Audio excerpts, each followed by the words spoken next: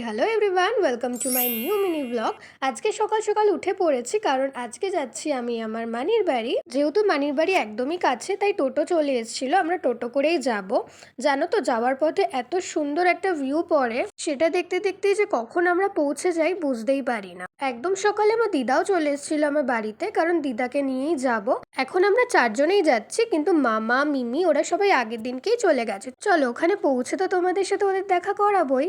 এদিকে দেখো, তোমাদের সাথে গল্প করতে করতে মানির বাড়ি পৌঁছে গেছি। এসেই আগে দিদার ঝুলি থেকে এগুলো বেরোচ্ছে, কি স্ন্যাক্স আর কোল্ড ড্রিঙ্কস আনা হয়েছিল সেগুলোই দেখছিলাম। তোমরা এতদিনে তো চিনেই গেছো আমার মামার ছেলে।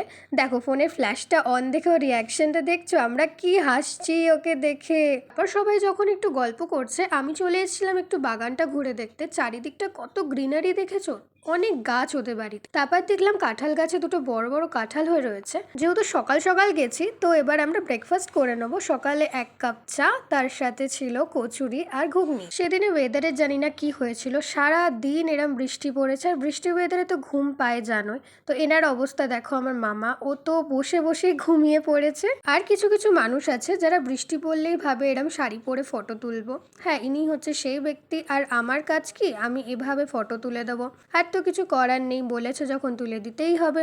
একটা দুটোই ফটোতে হয় না, ফটো ভিডিও সব ওনাকে করে দিতে হবে। ঘুরতে গিয়েও শান্তি নেই বন্ধু। ওনার নিচে ফটো তুলে শান্তি হয়নি, তারপর চলে গেছি ছাদে ফটো তুলে দিতে। এবার আমি নিজেও একটু ঢং করে নিয়েছি। এই করতে করতেই তো লাঞ্চের টাইম হয়ে গেছিল, দেন আমরা লাঞ্চ করে নিয়েছি। তারপর আমরা সন্ধ্যাবেলা রেডি হয়ে একটু বেরিয়ে পড়েছিলাম, সেটা নেক্সট ব্লগে আসছে। তার জন্য চ্যানেলটাকে সাবস্ক্রাইব করে দিও। Bye bye.